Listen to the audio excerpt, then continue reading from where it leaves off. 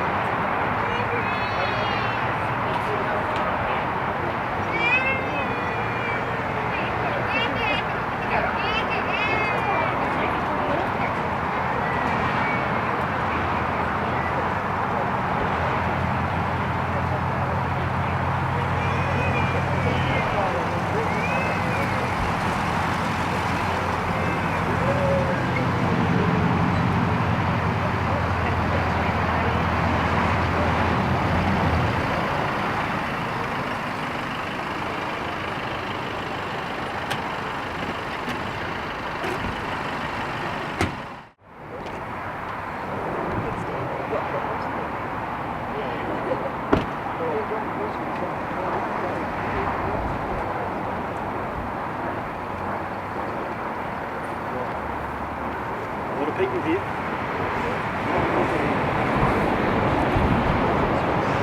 Something over there will be quite bright. Yeah. I'll get the seat through here. There's sound over here. Yeah.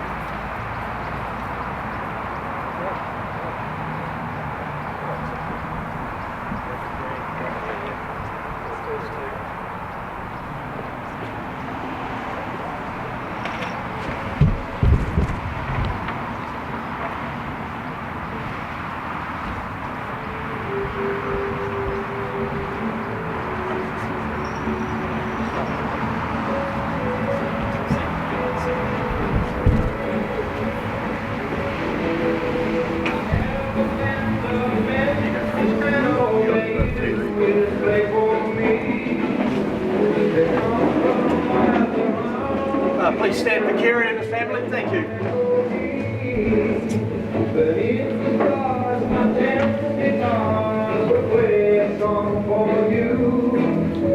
And if you're with the one you love, this is what you do. Oh, dance, dance, dance to my dance guitar. And very soon you know just where you are. Through the eyes of love you see, I've got to know.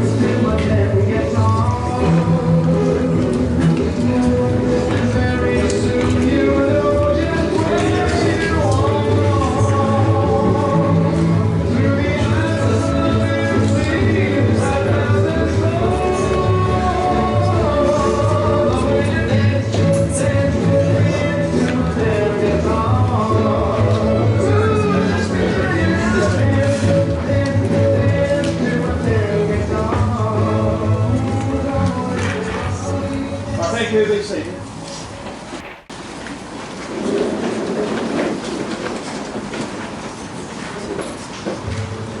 Kia ora everyone. I want to wish you a very warm welcome to the celebration of the life of Kerry Michelson. A builder, a brother, a dear friend, a koro, a dad, a husband. For those who don't know me, my name is Tom Marshall, Kerry's favourite son-in-law, and it's my absolute honour that Kerry asked me to officiate today's service. Before we kickstart today, I want to acknowledge the land that we're currently standing on. Whilst Kerry is born and bred in the depths of Southland, the Lakes District has been Kerry's spiritual and physical home for nearly 40 years. Over the last 6 months, Kerry has been quietly planning today with the help of a few friends and Sandra. His one wish was to pass in the Wakatipu Basin, his home where he'll be forever. It must have been a hard task to plan your own funeral, but in classic Kerry fashion, he didn't want to burden his friends and family with the added stress of planning his last hurrah. Keza has left very detailed notes, and for some reason, mostly all in capitals, for us to help him put his affairs in order and allow us to say goodbye for now. Although we are filled with grief and despair at the loss of this great man, Kerry didn't want his funeral to be sad. Today is a celebration of Kerry's life. So I want to ask everyone, when a speaker comes up, if you could clap for them, and when they've said their words, please clap at the end. I want to acknowledge Kerry's memorial card, which has been designed by his daughter Georgia. George wanted to make sure that the card symbolised her dad by replacing the usual blank landscape background with the plans of some of his favourite birds. We've also included a list of speakers today who Kerry's personally asked to speak, as well as a special hymn from his childhood. Before I begin with Kerry's eulogy, I think we should get the obvious out of the way and acknowledge the masterpiece that Kerry is currently lying in, or as he referred to it as his dream box. When Kerry found out his fate, he wasn't going to settle for any polished up walnut or oak casket. He wanted something to reflect who he is, and I think between him and Marty, they've absolutely nailed it. Pun intended. So now for Kerry's story. Kerry Michael was born on the 6th of January 1961 in Winton. The second son of four, Peter, Kerry, David and Mark, to Bruce and Millie Smith. Just after Kerry was born, Millie had to be taken to hospital in the ambulance. Bruce, who was working at the time, saw the ambulance rush past and thought, some poor bugger's off to hospital, not knowing that it was actually his wife. Unfortunately, Kerry wasn't able to go and was left in the maternity ward all by himself. Welcome to the big wide world, Kerry. The Smith family may have left Winton when Kerry was age 4, but his obsession for Winton bakery sausage rolls has never left. As the saying goes, you can take the boy out of Winton, but you can't take the Winton sausage rolls out of the boy. The family moved to Tokanui when Kerry started his school life. Bruce managed a local store, and Kerry would often find himself spending a lot of time out the back, helping the ladies bag all the produce. Kerry would always share the story of his 3-wheeled trike, which he used to park in the loading bay at the store. The poor driver who used to do the produce deliveries could never see the trike, and 3 times the trike got run over. So 3 times Bruce had to send the trike to Invercargill to get repaired. At the age of 6, the family moved from Tokanui to Lumsden, where Bruce managed again another local fruit and veg shop. This is where Kerry finished his primary school in Lumsden and attended Northern Southern College, where rugby, tennis and the ladies became his passion. It is also there he developed a fondness for engine 778, the Kingston Flyer, his favourite train. At the age of 17, Kerry started his apprenticeship with G.A. Dumble Construction in Lumsden. 4 years and a few bruised thumbnails later, Kerry became a qualified chippy. Towards the end of his apprenticeship, he was working on a job back in Gore, travelling from Lumsden to Gore each day. This is where Kerry met the love of his life, Sandra, who was helping her uncle out working on some townhouses. When Kerry tells his story, he states that Sandra obviously fell for this handsome builder, but I think we all know he fell for her. It was nearly 40 years ago, on the 24th of November 1984, Kerry and Sandra tied the knot at East Gore Presbyterian Church.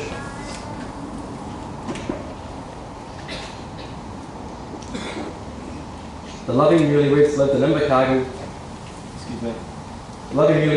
Invercargill for about a year, and then moved to Australia in 1985, where Kerry worked as a part-time carpet cleaner and a full-time wannabe fisherman. Kerry and Sandra returned from Aussie and worked together on the Milford track in 1987. At the end of that season, Kerry and Sandra decided to move to Queenstown permanently, and they've never left. A few years later, in 1991, they had a beautiful baby girl named Georgia, and in 1994, a handsome wee lad called James. Around 1993, Kerry and Mock started working together and founded their own partnership, which ranged from building high-end houses through to speckies. One night, in the wee hours of the morning, Jan, Sandra and Georgia climbed into the car to see if the boys were okay, as neither of them had come home from work that night. And of course, cell phones weren't invented back then.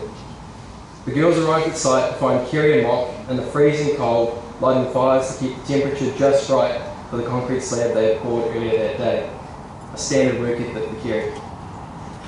In between building houses, chasing Georgia and James around, Kerry spent his 30s still playing rugby, but now for Arrowtown as a halfback.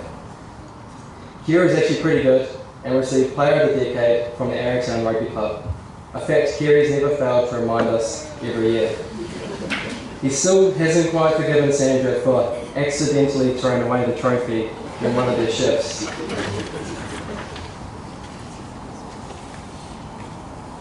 Kerry's other sporting passion, of course, was tennis. Kerry was an active member of the Queenstown Tennis Club until an injury forced early retirement in 2017. Kerry loved tennis and he loved competition. A sporting-related side note that Sandra felt necessary to include in his eulogy was the fact that in 1985, Kerry lost Sandra in a backstroke race. For 39 years, Kerry has been disputing the validity of this race and has asked for a rematch ever since. Many years ago, Georgia decided to take up tennis. Ecstatic that his daughter was following in the footsteps of his dad, Kerry jumped in the car and drove 3 hours to Dunedin, excited to see Georgia play during an early morning training session. To his dismay, when he arrived, he found a group of teenage girls training in their pyjamas and some were even lying on the court, still half asleep. Needless to say, Kerry quickly gave up on the dream that his daughter would be the next Anna Kournikova. Over some of Kerry's fondest memories are playing tennis with Jimmy and watching him come through the ranks as a player. He said that one of the happiest and hardest things to watch was Jimmy boarding the plane to the United States when he went off to tennis college. It's the worst kept secret in the world that Kerry was reliving his tennis career through Jimmy. In the mid-90s, Kerry went out on his own and formed K.M. Smith Builder and went on to complete countless houses on his own and many more with others. His last two houses included 19B Advanced Terrace at Arrowtown and 3A Ada Place, Lake Hayes, both of which the plans are on the background of his funeral card. These two houses are so special, not because they were his last, but because they were built with his best friend Jimmy. And finally, last year, Kerry became koro to our baby boy Hugo. His happiest moments in these last few months have been the ones he shared with Hugo, telling Georgia on many occasions the gift of her grandchild was one of the greatest things he could ever receive. On a personal note, I just want to thank Kerry for being such an amazing father-in-law. Kerry and Sandra are the most kindest and generous people I've ever met. They've always been there for Georgia and I. And I'm so grateful to have known Kerry for the last decade. Kerry, we will never be forgotten.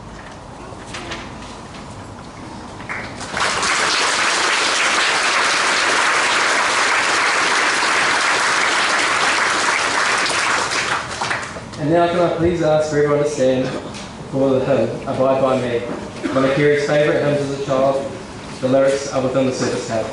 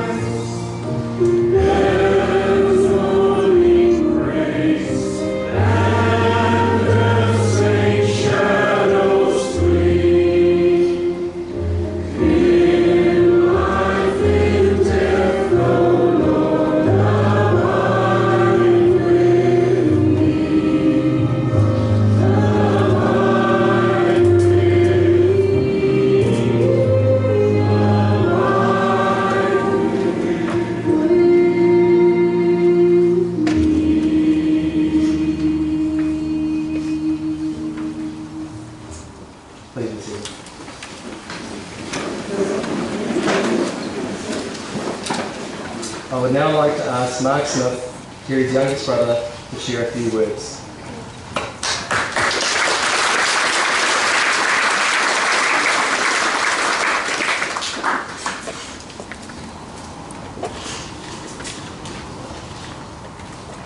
Obviously the favourite brother.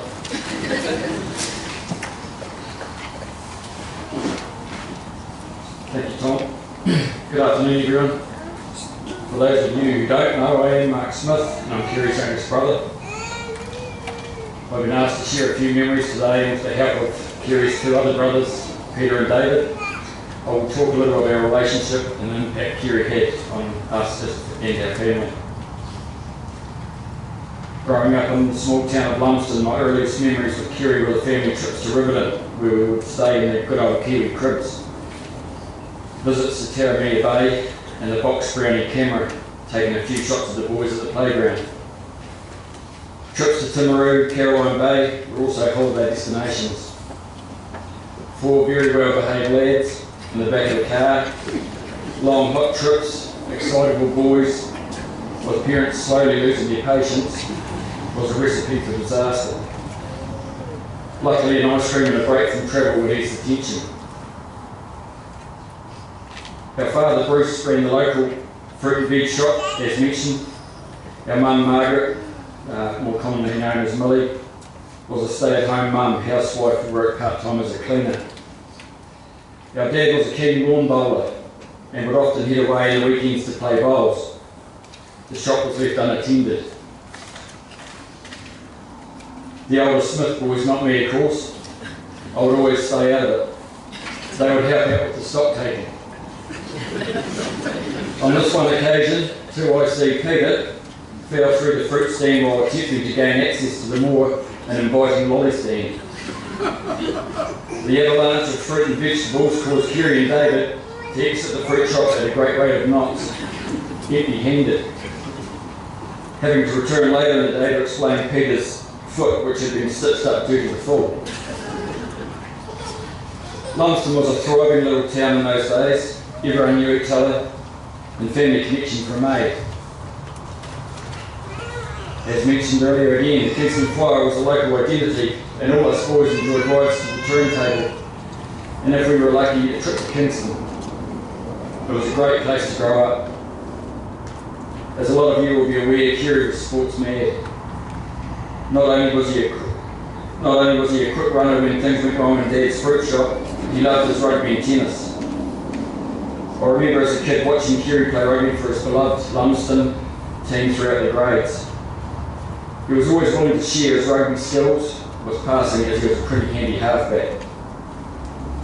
At the family home in Diana Street, if it was a wet and cold outside, we had the mat in front of the fire at our paddock. If you could get to the other end of the mat on your knees without being tackled, you scored. Fair to say, I was always a bit behind on the scoreboard. I even ended up at the local doctor, Jim Devan's surgery, to receive treatment for a burn to my arm when Kerry tackled me into the fire. Talking with Peter and David, they also talked of his sporting abilities and his other love, tennis, which was a huge part of his schoolboy and adult years. He was very competitive, would not give an inch on the court, as his siblings can attest to. His good friend Stuart Jackson was also very handy with a racket, and they apparently formed a pretty formidable pairs combination. As a family, we followed Kerry throughout his sporting days, from childhood to adulthood, and always proud of his achievements. His sporting life aside, Kerry was a hard-working builder who took a chance after finishing his apprenticeship and heading to Queenstown. His determination and tireless work ethic enabled him to set up his own business and become very successful. There are so many memories we as brothers could share, and probably some we shouldn't share, but Kerry will be forever held in our hearts. Sandra, you have lost your rock, your husband, your best friend. I hope with love and support from the many friends and family here today, we can ease a little of that grief you'll be feeling.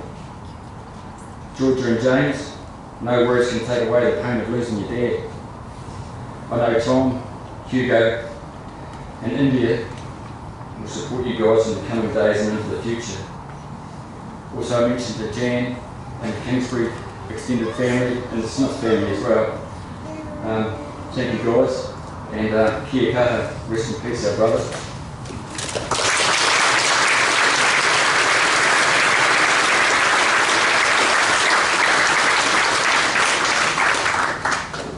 Thanks, mate. I'd like to now ask Ian Kingsbury, Kerry's brother-in-law, to say a few words.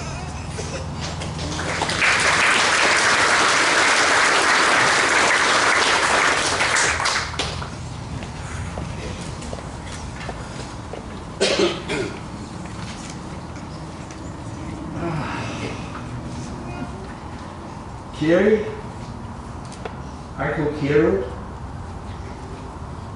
or usually just plain Snip is what we call them. Brother-in-laws who get away with a lot, actually. My name's Ian Kingsbury. I'm Sandra's brother, Kerry's brother-in-law. So today, my perspective is that of an adoring brother-in-law. I'd like to acknowledge the deep sadness today and the deep sense of loss, but I'd also like to paint a picture of the Kerry I knew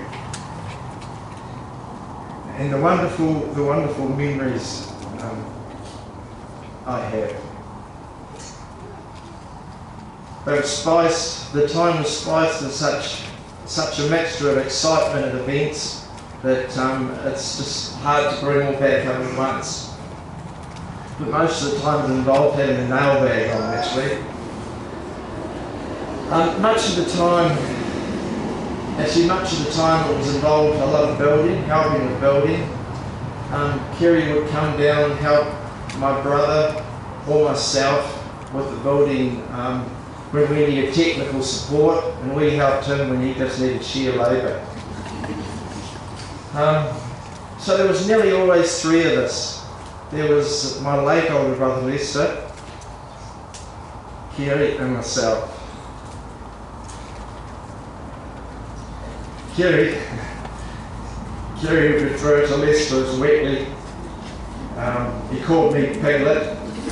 So between them it was like having a sign up there, Wetly, Sniff and Piglet Building Enterprises. Wasn't very inspiring, sounded a bit more like something from an A.A. Milne story.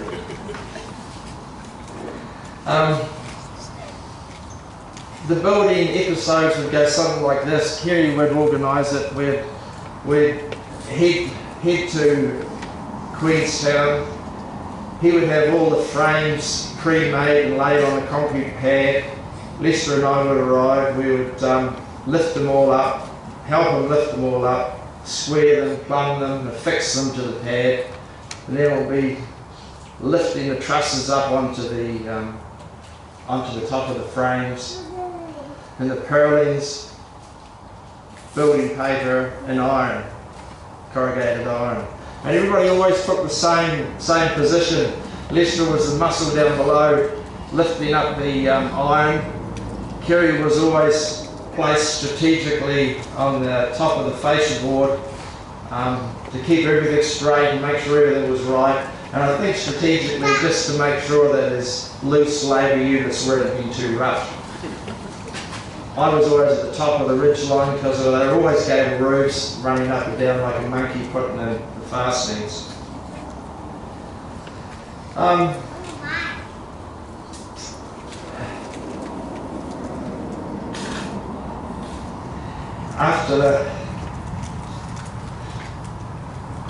After the day's work, we'd always take us out on the golf course just to finish us off and give us a good thrashing.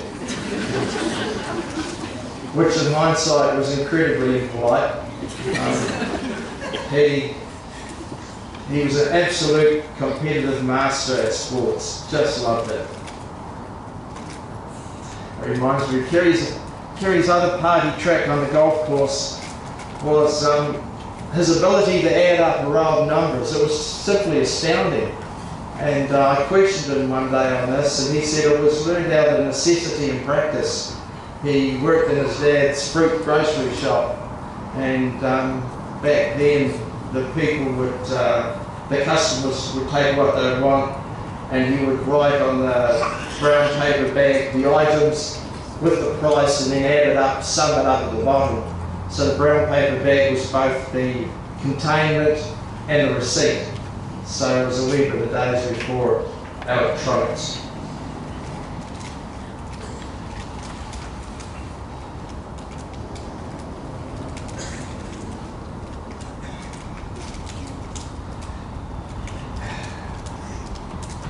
I can recall one occasion in particular where Kerry's athletic prowess let him down. It was Christmas time, we were at Kingston having a holiday, and Auntie Annie had brought up a trailer load of open Canadian kayaks, two-person Canadian kayaks. So our plan was to launch these kayaks on the Matawa River just above the Athol Bridge and paddle down to Nokamai where the girls would pick us up. So we all arranged ourselves into pairs, and obviously the most athletic, being Annie and Carol, they picked the same kayak together. And I don't know if they knew who was captain, because they had the whole thing drowned before they hit the Athol Bridge, and we only started 10 metres above. But it was a wonderful day and wonderful memory.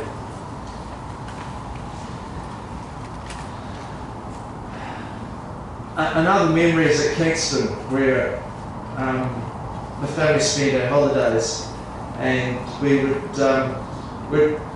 fool around golfing, a little bit of water sports early on, and quite a bit of family time.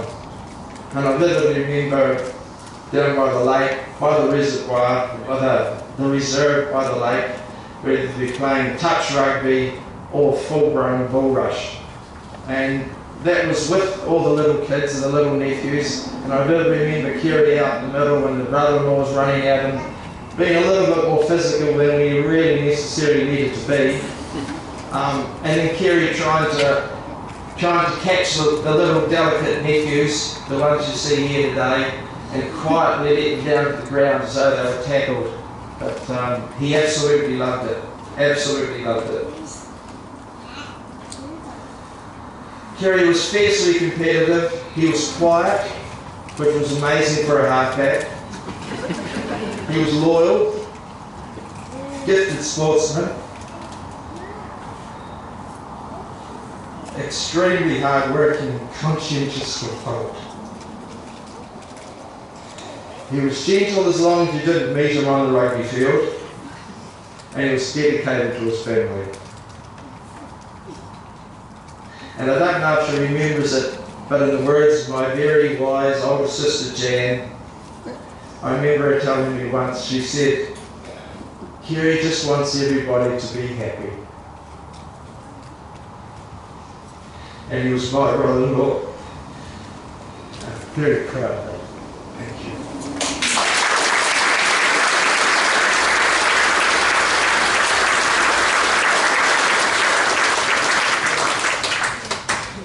Thanks, Ian. Just to break up some of the speeches, we're now just going to have a moment to reflect on Kerry's life on the streets.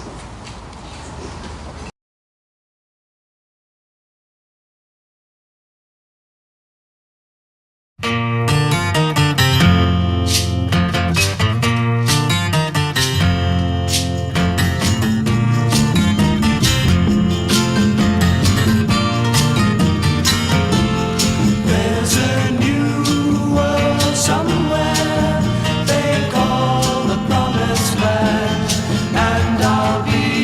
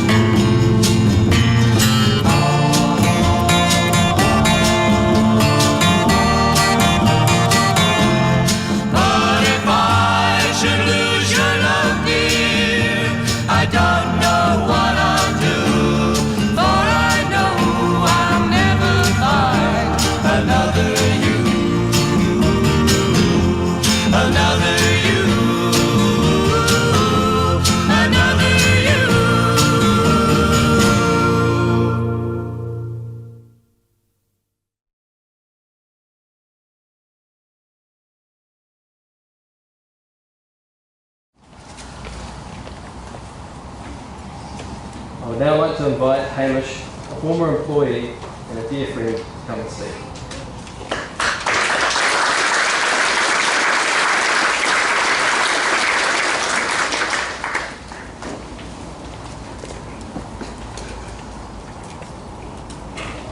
Thanks, Tom. Just talking to Craig from the BCITO out there, and I was one of 22 lucky apprentices to be trained by the great man. I don't think many other builders would put that many people through an apprenticeship, so that says a lot about someone who wants to pass their skills on to the next generation. Kerry, Shagger, Boss, Big K, Keza. He had a lot of great names. Most of them we could still call to him when he turned up on site. He had a massive heart, a loving husband to Sandra, proud father and grandfather. Kerry and I met by chance when I was serving one of his favourite flat whites in Arrowtown 20 years ago. I had that chance interaction, and what I thought maybe was just he wanted a coffee maker on site. His ability to gaze into the future, essentially to how some of my life took some direction. For that I'm forever grateful to him, Sandra, and all their family and friends. 22 apprentices, it's probably like having 22 problems, Sandra. Kerry had a lot of guys worked from over the years, not just the 22 apprentices. We all learnt from a master who really always strived to do the very, very best for his clients. He had a natural way of communicating. One of his best skills. He knew when some of us staff needed that father-son chat. Jimmy, you might know that one. A brother-on-brother chat. Lindsay, you here? I got both of those, so I thought I was really lucky. Most of all, he led and grew great teams of mates, which translated into a quality work environment. Thanks, my bro. I'm forever grateful to the halfback from Lumsden, the captain of the building buddies.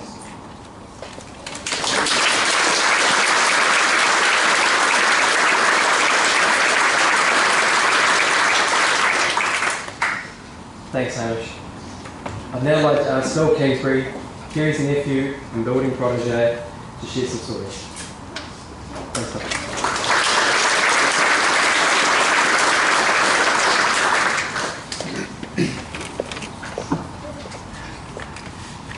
Hello. For those that don't know me, my name is Phil and Kerry. While my boss was Uncle Kerry to me, although I later aptly named him Skipper as the boys would tease me every time I said Uncle Kerry. A few months ago I sat down with Kerry and he asked if I'd speak on his behalf to thank all the people in the building industry who meant a lot to him. He gave me a few pages of folded up notes, and to be honest, for the longest time they rattled around in the back of my truck as I couldn't bring myself to open them or read them. Reading them to me acknowledged that Kerry was dying, and if he was dying, then I had very little time to tell a man that I admired how much he meant to me. Kerry was very much a mentor to me. He was brilliant at his craft. He was a big believer in the old adage, how you do anything is how you do everything. This led him to doing stuff like spending thousands of dollars with shot over engineering on building a custom mailbox not only for him but for all the people on the street. A mailbox that would fit the aesthetic of his house. Kerry was a great boss. He treated all his employees fairly, generously. Every problem had a solution. And he never once raised his voice when cock-ups occurred, and there were a few. Sammy Frank would tell a story. But Kerry never cut a corner. He wouldn't let any of his boys do that either. Often I still catch Mitch and myself saying to each other as we chase building perfection, it's the K.M. Smith way. Kerry was a man of integrity. His word was his bond and his handshake a contract. He was loyal to a fault. This was evident by how very few people left Kerry Smith Builders. Mostly Kerry was liked, and I know this seems insignificant, but people enjoyed Kerry's company. He was liked and respected by friends, employees, subcontractors, the lot. Even if his company came with one of his more reiterated stories, the yarn he spins of the time he won Player of the Decade but couldn't prove it because Santa threw out the trophy. Anyway, Kerry couldn't bring himself to go out in an off-the-shelf proprietary coffin that wouldn't be the K.M. Smith way. And the following are Kerry's words. Marty, I'd like to thank Marty from the bottom of my heart for making the coffin for me. A tough ask for anybody. He first laid me out on a piece of ply and drew my body shape. I got measurements from the funeral director, and after having a trial fitting, proceeded to make it out of boxing timber. I'm very much appreciative of what you have done for me, not only on my final project, but on all the previous. ITM, to Paul and the wonderful people at ITM, thank you so much for supplying Marty with all the building material for him to make the coffin. And specifically to Paul, a huge thank you for our working relationship over these years. Shot over engineering, to Adam, Mike, Zoe and the team, thank you for all you have done for me over the years. Thank you for supplying my coffin handles that Adam designed up from my sketches. Adam, you have always been amazing helping me with my great ideas, but oftentimes terrible drawings. Over the years you have always made it easy to decipher my drawings, and together with your team have come up with some wonderful creations. So mate, thank you for all your help, and it's so much appreciated. Subbies and contractors, thank you to all my subcontractors and suppliers for all the years working with me. I always liked working with the same team. It made building all these beautiful homes, with a great team around me, so much easier. So to all you guys, thank you so much. To my clients, possibly apart from one, thank you for choosing me. Not Kerry's words. Thank you for choosing me and my team to build these incredible houses. You have all been wonderful people to deal with, and our friendships have been strong far past the completion of your homes. Thank you for having trust in me and my team, and thank you for all the great friendships.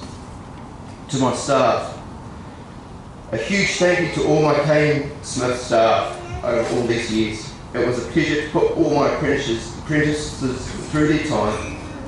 To my foreman over the years, a huge thank you to you. If it wasn't for you guys, K.M. Smith Building would not be what it had become. Each of you guys taking control of different projects over the years, so much appreciated. Thank you for the great times. We always had a wonderful team environment which always made me feel so happy in my business. The end, with a drawn smiley face, as Kerry always loved an emoji. So as they say, loss is the price you pay for love, and Kerry, you will be sorely missed, and you're very much loved.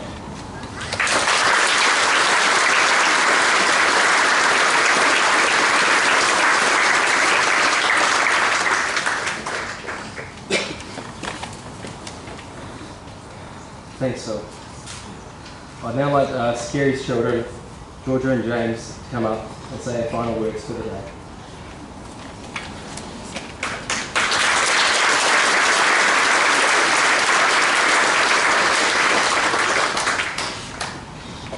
In the Koto Katoa.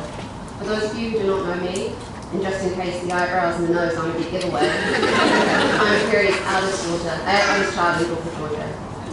So before Dad passed, he tasked me with the immense job of thanking his friends and family for the love and the support that they have given us throughout this horrible and difficult journey. And I say it is an immense job because it is truly difficult to find any words that can really express how grateful we are for all that was done for us. Kerry's exact words were quite simple. He said, just tell them they are the most amazing people that I have the pleasure of being friends with. And I think that I can confidently say that that sentiment is also returned. To say that Kerry was loved by many is a colossal understatement. The outpouring of kindness, generosity and care that we received as a family was a true testament to this. The support was endless. There was a roster made for meal deliveries, there were countless calls and texts, there was fish pie, there were visitors from all over the world and country, there were coffee deliveries, there was some more fish pie, there were hands to ship houses, there was fresh produce and handmade juices delivered, and the list and the fish pies go on and on and on. Our whānau and Kerry are eternally grateful to every single one of you for the kindness and the love that you extended to us at such a difficult time. I was lucky enough to be able to spend the final few months of Dad's life with him down here at home, so I got to experience that love firsthand, and I must say I was completely blown away by it all. I wish that I could stand here and thank every single one of you individually for all that you did, but there isn't enough time in the world for that. I do, however, want to acknowledge just a couple of people in particular. Firstly, to the second love of Dad's life, or as we refer to him, Dad's boyfriend Herbie, a man who travelled hours just to sit at Dad's hospital bed for a yarn, who would drive him around all day looking at building sites, and would have him in fits of laughter over a coffee yarn, I'm sure.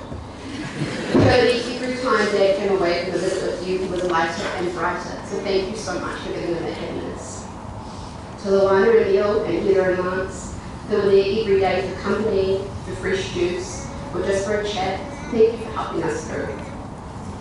And finally, to all of those people who have been a rock for Sandra this past year, especially to you, Louise and Susie, thank you for carrying Mum through such a challenging time. I know that she is in for a difficult journey ahead, but knowing she has people like you in her life makes that darkness just a little bit brighter. Kerry especially wanted you to know how grateful he was for you and how much peace you gave him, knowing that when his time was up, Sandy would be okay. In the time before Dad passed, I would sit next to him in bed and he would marvel for hours at the kindness and love that his people, his community, had shown for him. But I'm sure you will all agree that the reason his people showed up the way they did was because of who he was. A man who was endlessly generous and giving, a man who was a master of his craft, and a man who made an impact on his community. And looking around in this room today, I can see family and friends, subbies and builders, architects, people from his childhood, cafe owners, tennis players, clients, and many more. And it's so clear that Dad's reach went far. Even though the job Dad gave me was to thank his friends and family for what they did, and are continuing to do, I also just wanted to take a moment to thank Dad. So Dad, thank you. To our little family, you were our world. Thank you for being other half to Mum, for building a wonderful life with her, for having two extremely good-looking, charismatic and talented children, and for giving her so many years of happiness. Thank you for being my brother's best friend, idol, and mentor. And thank you for being my bottom line. Thank you for showing me what a husband and father should be, for showing me that I should never settle for anything less than unconditional love, support, and kindness in a family. Thank you for being there at every moment in my life, for driving me back to boarding school so I didn't have to take a gross bus, for sitting or potentially sleeping through countless ballet shows and recitals, for holding my hand as I walk down the aisle, and for showing up to every single sports game, performance, and event in my life, even if I was asking you to keep it down a little bit on the sideline. And finally, thank you for being a grandfather to Hugo. It may have just been for a fleeting few months, but the moments you shared with your grandson will be moments that I treasure forever. Whether it was watching you hold Hugo's small hand or laughing as he dribbled all over your face. It is a tough pill to swallow, knowing that you will not get to be the Koro that you always talked about being. But I want you to know that I now have the honour and the privilege of telling my little boy what an incredible man you were. Dad, I promise to always share stories about you with Hugo and speak with him about you often. But most importantly, Dad, I promise to raise Hugo with the same integrity, generosity, and love that you showed me. Moi Mara Matua, rest in peace, Dad.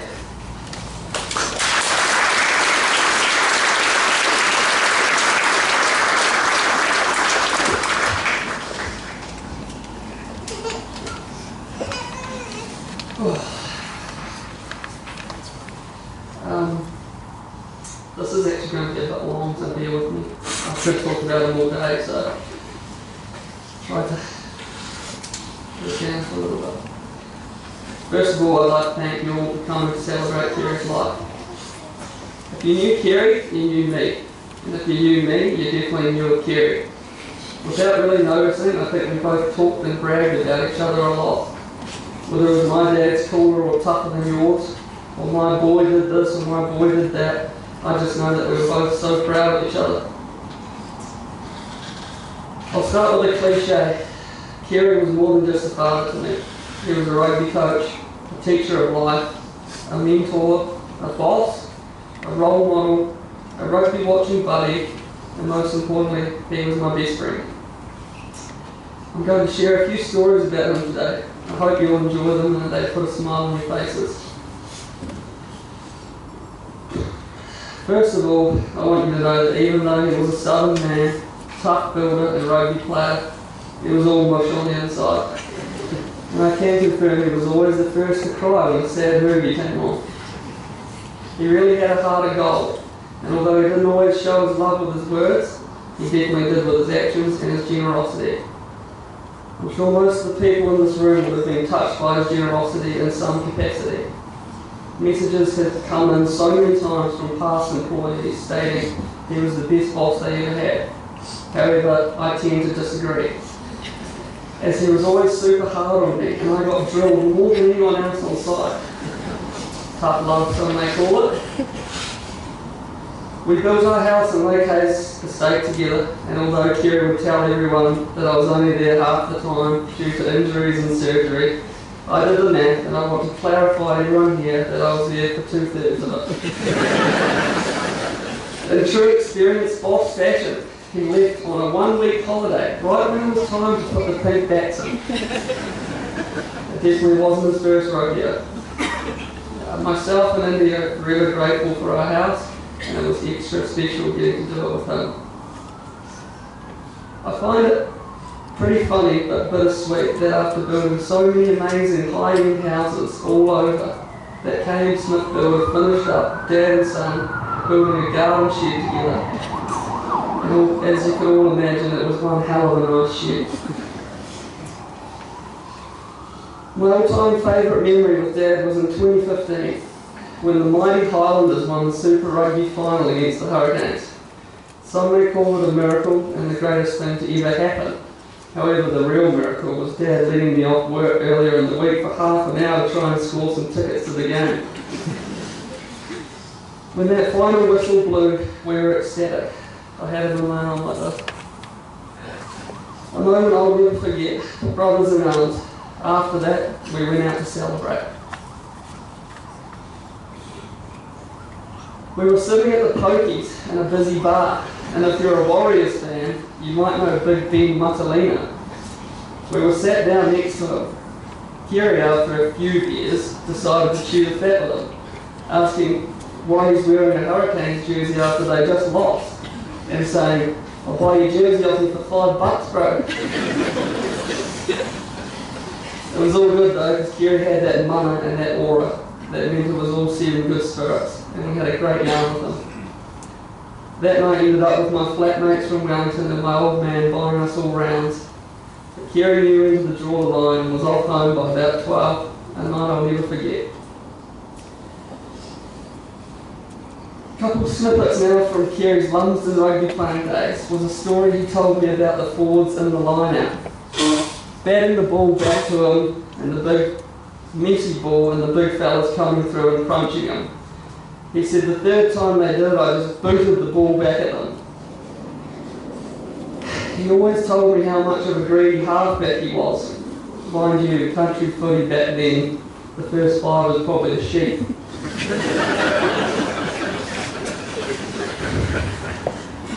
But I do remember him telling me that he played with the Southland first 5, who might have also been an All Black.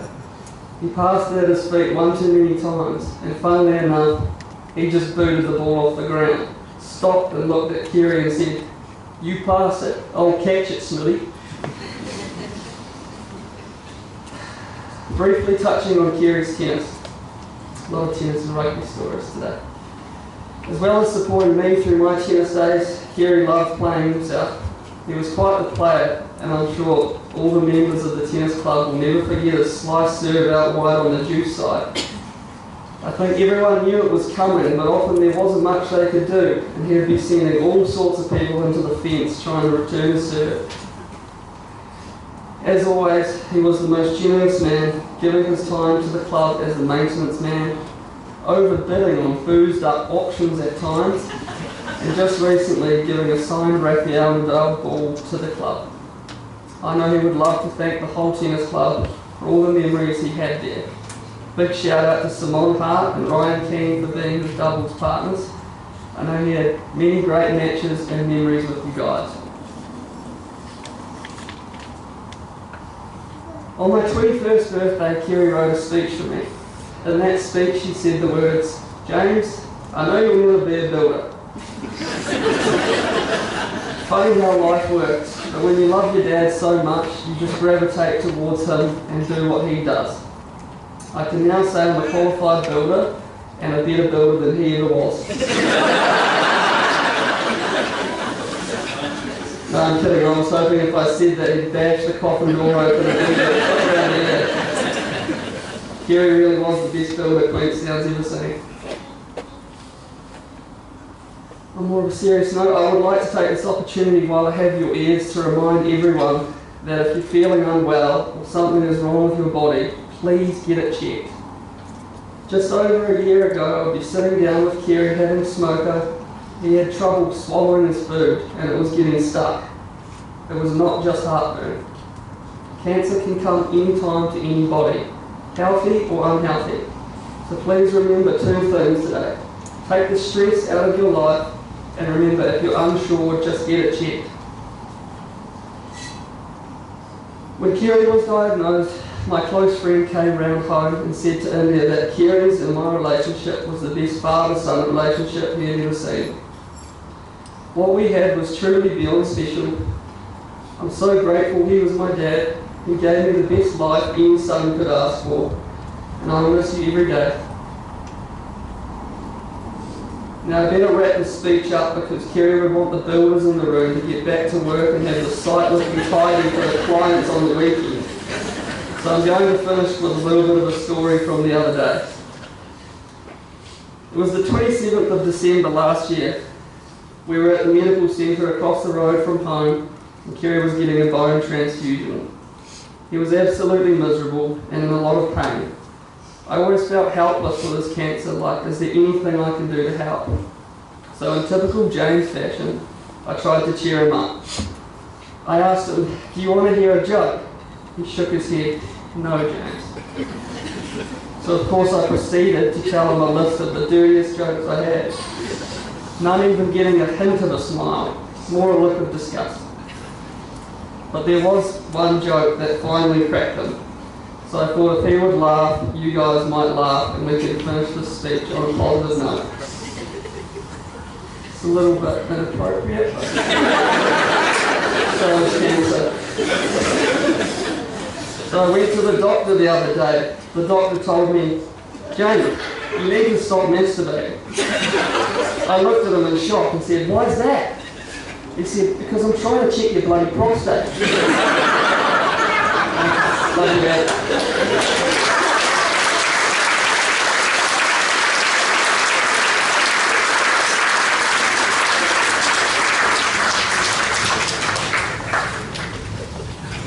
Thanks, guys. Right. Just a few final closing thank yous. Just in closing, there are a few people that we want to thank, a little bit of admin to sort out before Kerry gets away today. Following the service, there will be tea and coffee and nibbles where you mingle and share memories about Kerry. They had a wonderful Kerry. A special thank you to Teresa and Karen for organising all the catering today. To your friends and family, thank you for all the love and support and food over the last 12 months, in particular over the last couple of weeks while we were in hospital. To Stan Leishman and his team, thank you for looking after Kerry and coordinating today. Kerry and Stan have been long friends, and Kerry personally asked Stan to look after him once he passed, and Stan has certainly done that. Thank you. Around 2:15 today, Kerry will be taken to the Arrowtown Cemetery where he will be laid to rest. Anyone who would like to attend the burial is welcome. For those who want to gather for a drink to celebrate Kerry, the Fork and Tap in Arrowtown has an area cordoned off from 2:30 p.m. for anyone who would like to go and have a toast to Kerry. The last thank you for today is to Sandra. Thank you for sharing Kerry with us. Thank you for being so strong over the last 12 months. Without you, we wouldn't have had a year to say goodbye to Kerry. We love you and we are all here for you. Hi to that, Kerry. We will miss you.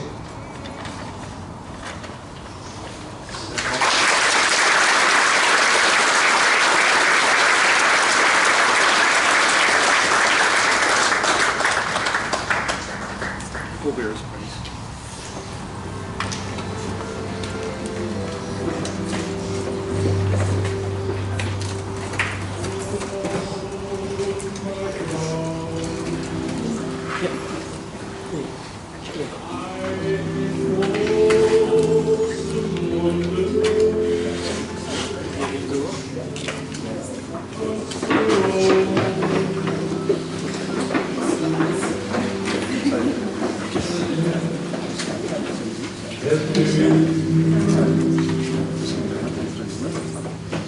I see the stars.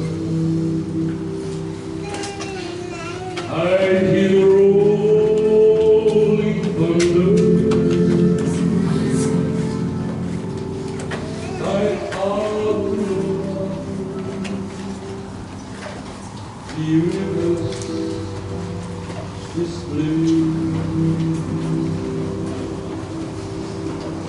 What's on your mind?